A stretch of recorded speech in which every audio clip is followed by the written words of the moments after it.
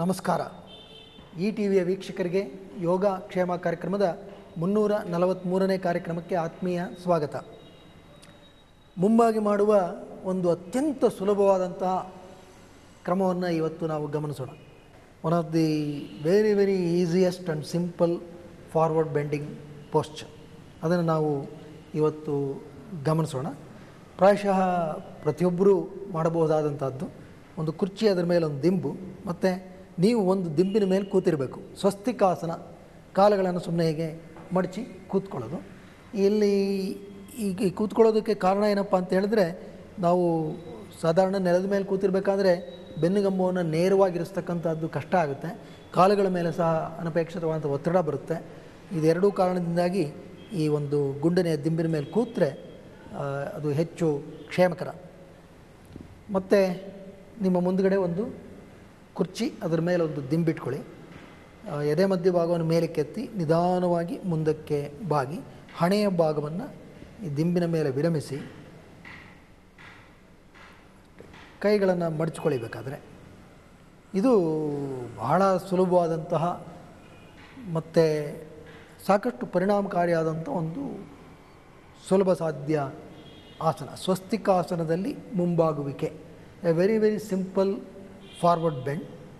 ಮತ್ತು ಇದು ಯಾತಕ್ಕೆ ತೋರಿಸ್ತಾ ಇದ್ದೀವಿ ಅಂತ ಹೇಳಿದ್ರೆ, ಇದನ್ನು ಇಲ್ಲಿ ಯಾವುದೇ ಒಂದು ಅನಪೇಕ್ಷಿತವಾದಂಥ ಒತ್ತಡ ಬರೋದಕ್ಕೆ ಕಾರಣ ಇಲ್ಲ, ಮೊದಲನೇದು. ಎರಡನೇದು, ಹೆಚ್ಚು ಕಾಲ ಇಲ್ಲಿ ವಿರಮಿಸ್ಬೋದು. ಪ್ರಾಯಶಃ ಇಷ್ಟು ಮುಂಬಾಗುವಿಕೆ ಪ್ರಾಯಶಃ ನಮ್ಮಲ್ಲಿ ಅನೇಕರಿಗೆ ಇದ್ದೇ ಇರುತ್ತೆ. ಮತ್ತು ಇದು ವಿಶೇಷವಾಗಿ ಯಾರಿಗೆ ಈ ಟೆನ್ಷನ್, ಹೆಡ್ಡೇಕ್, ಒತ್ತಡದಿಂದ ಕೆಲವು ತಲೆನೋವು ಬರೋದಿರುತ್ತೆ. ಮತ್ತು ಸಂಜೆ ವೇಳೆ ಈ ಸಾಕಷ್ಟು ಧೂಳು ಇದರಲ್ಲೆಲ್ಲ ಮನೆ ತಲುಪಿರ್ತಾರೆ. ಆ ಒಂದು ವಾತಾವರಣದ ಸಂಬಂಧಿಯಾಗಿ ಕೆಲವರಿಗೆ ಕಣ್ಣು ಉರಿ ಬರೋದು, ತಲೆನೋವು ಬರೋದು ಇದೆಲ್ಲ ಇರುತ್ತೆ. ಅಂಥವರು ಸಹ ಈ ಆಸನವನ್ನು ಮಾಡಿ ಸಾಕಷ್ಟು ಉಪಯುಕ್ತತೆಯನ್ನು ಪಡ್ಕೋಬೋದು. ಇದಕ್ಕೆ ಈ ಥರ ಕುರ್ಚಿ ಇಲ್ಲ ಅಂತ ಹೇಳಿದ್ರೆ, ಒಂದು ನಿಮ್ಮ ಮನೆ ಮುಂದೆ, ನಿಮ್ಮ ಮನೆ ಒಳಗಡೆ ಇರತಕ್ಕಂಥ ಸೋಫಾ ಮುಂದೆ ಕೂತ್ಕೊಳ್ಳಿ. ಸೋಫಾಗೆ ಈ ರೀತಿ ಮುಂದಕ್ಕೆ ಬಾಗಿ ಅದರಿಂದ ಸಾಕಷ್ಟು ಉಪಯುಕ್ತತೆಯನ್ನು ಪಡ್ಕೋಬೋದು. ಒಂದೇನಪ್ಪ ಅಂತ ಹೇಳಿದ್ರೆ, ಕಣ್ಣಿನ ಮೇಲೆ ಒತ್ತಬಾರ್ದು, ಕಣ್ಣಿನ ಮೇಲೆ ಅನಪೇಕ್ಷಿತವಾದ ಒತ್ತಡ ಬರಬಾರ್ದು.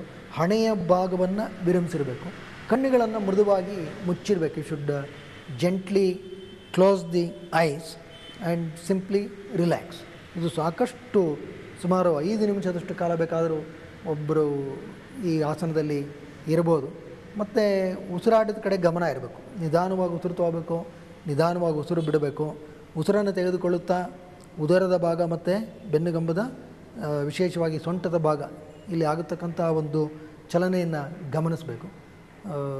ಉಸಿರು ತಗೊಳ್ಳುತ್ತಾ ಇಡೀ ಉದರದ ಭಾಗ ಹಿಗ್ಗುತ್ತೆ, ಉಸಿರು ಬಿಡ್ತಾ ಅದು ಸಂಕುಚನಗೊಳ್ಳುತ್ತೆ. ಮತ್ತು ಇಲ್ಲೆಲ್ಲೂ ಒತ್ತಡ ಇರದಂತೆ ಎಚ್ಚರ ವಹಿಸಬೇಕು. ಮತ್ತು ವಿಶೇಷವಾದ ಜಾಗ್ರತೆ ಕತ್ತಿನ ಭಾಗ, the region of the neck, ಇದು ಬಹಳ ವಿಶ್ರಾಂತ ಸ್ಥಿತಿಯಲ್ಲಿರಬೇಕು. ನಮಗೆ ಅನೇಕ ವೇಳೆ ಈ ಸಂಜೆ ಆಗುವಷ್ಟೊತ್ತಿಗೆ ಕಚೇರಿಗಳಿಂದ ಅವರು ತಮ್ಮ ವಾಹನಗಳಲ್ಲಿ ಬರೋರಲ್ಲಿ ಅನೇಕರಲ್ಲಿ ನೋಡಿದ್ದೀವಿ. ಈ ಭಾಗ ಅನೇಕ ಕಾರಣಗಳಿಂದ, ಯಾಕೆಂತ ಹೇಳಿದ್ರೆ ನಾವು ವಾಹನವನ್ನು ಓಡಿಸ್ಬೇಕಾದ್ರೆ ಅಲ್ಲೂ ಕೆಲವರಿಗೆ ವಿಶ್ರಾಂತ ಸ್ಥಿತಿಯಲ್ಲಿ ವಾಹನವನ್ನು ಓಡಿಸೋದಿಲ್ಲ. ಯಾಕೋ ಒಂದು ರೀತಿ ಗಾಬರಿ ಆಗ್ತಾರೆ. ಮತ್ತು ನಮ್ಮಲ್ಲಿ ವಾಹನ ದಟ್ಟಣೆಯೂ ಹಾಗೇ ಇರುತ್ತೆ. ಅನಪೇಕ್ಷಿತವಾದಂಥ ಸ್ನಾಯುಗಳನ್ನು ನಾವು ಉಪಯೋಗಿಸ್ತೀವಿ. ಇಲ್ಲೆಲ್ಲ ಅನೇಕ ಸ್ನಾಯುಗಳನ್ನು ನಾವು ಬಿಗಿ ಮಾಡಿಬಿಡ್ತೀವಿ ವಾಹನವನ್ನು ಓಡಿಸ್ಬೇಕಾದ್ರೆ. ಆ ಕಾರಣದಿಂದಾಗಿ ವಿಶೇಷವಾಗಿ ಈ ಕತ್ತಿನ ಭಾಗದ ಅನೇಕ ಸ್ನಾಯುಗಳು ಸಾಕಷ್ಟು ಬಿಗಿ ಆಗಿಬಿಡುತ್ತೆ. ಅದಕ್ಕೆ ಸಂಜೆ ಬಂದಾಗ ಬಹಳ ಒಂದು ರೀತಿಯ ಅಸೌಖ್ಯ ಅನೇಕರನ್ನು ಕಾಡ್ತಾ ಇರುತ್ತೆ. ಪ್ರಾಯಶಃ ಈ ಒಂದು ಆಸನವನ್ನು ಮಾಡಿದ್ರೆ ಅವರು ಸಾಕಷ್ಟು ಉಪಯುಕ್ತತೆಯನ್ನು ಪಡ್ಕೊಳ್ಳಲಿಕ್ಕೆ ಸಾಧ್ಯ. ಇದು ಬಹಳ ಸುಲಭವಾಗಿ ಪ್ರತಿಯೊಬ್ಬರು ಅಳವಡಿಸ್ಕೊಳ್ಬೋದಾದಂತಹ ಒಂದು ಆಸನ. ನಿಮ್ಮ ಮನೆಗಳಲ್ಲಿ ದೊರಕತಕ್ಕಂತಹ ಪರಿಕರಗಳನ್ನು ಬಳಸಿ ಇದನ್ನು ಮಾಡ್ಬೋದು. ಇಲ್ಲಿ ಹೆಚ್ಚು ಯಾವುದೇ ಒತ್ತಡ ಇರಲ್ಲ, ಹೆಚ್ಚಿನ ಮುಂಬಾಗುವಿಕೆಯೂ ಬೇಕಾಗೋದಿಲ್ಲ. ಮತ್ತು ಉದರದ ಭಾಗದ ಮೇಲೂ ಯಾವುದೇ ವಿಧವಾದಂಥ ಅನಪೇಕ್ಷಿತವಾದಂಥ ಒತ್ತಡ ಬರೋದಿಲ್ಲ. ತನ್ಮೂಲಕ ಹೆಚ್ಚು ಕಾಲ ಇದರಲ್ಲಿ ವಿರಮಿಸೋದಕ್ಕೆ ಸಾಧ್ಯ. ಮತ್ತು ಈ ಮೈಗ್ರೇನ್ ಹೆಡ್ಡೇಕ್ ಅಂತ ಯಾವುದು ಬರುತ್ತೆ, ಅನೇಕರನ್ನು ಕಾಡತಕ್ಕಂಥ ಒಂದು ಸಮಸ್ಯೆ, ಆ ಮೈಗ್ರೇನ್ ಹೆಡ್ಡೇಕ್ ಬರೋಕ್ಕೂ ಮೊದಲೂ ಕೆಲವು ಮುನ್ಸೂಚನೆಗಳಿರುತ್ತೆ. ಆ ಮುನ್ಸೂಚನೆಗಳು ಬಂದಾಗಲೇ ಈ ಒಂದು ಆಸನವನ್ನು ಒಂದು 3ರಿಂದ 5 ನಿಮಿಷದಷ್ಟು ಕಾಲ ಅಭ್ಯಾಸ ಮಾಡಿದ್ರೆ ಅದರಿಂದ ಸಾಕಷ್ಟು ಉಪಶಮನವನ್ನು ಪಡ್ಕೊಳ್ಳೋದಕ್ಕೆ ಸಾಧ್ಯ ಇದೆ. ಈ ಎತ್ತರವನ್ನು ನಾವು ಸರಿಯಾಗಿ ಹೊಂದಿಸ್ಕೊಳ್ಳೋದು ಇಲ್ಲಿ ಬಹಳ ಮುಖ್ಯ. The adjusting the height of the support so that you don't unnecessarily strain any part of your spine, either the lumbar or the thoracic or the cervical.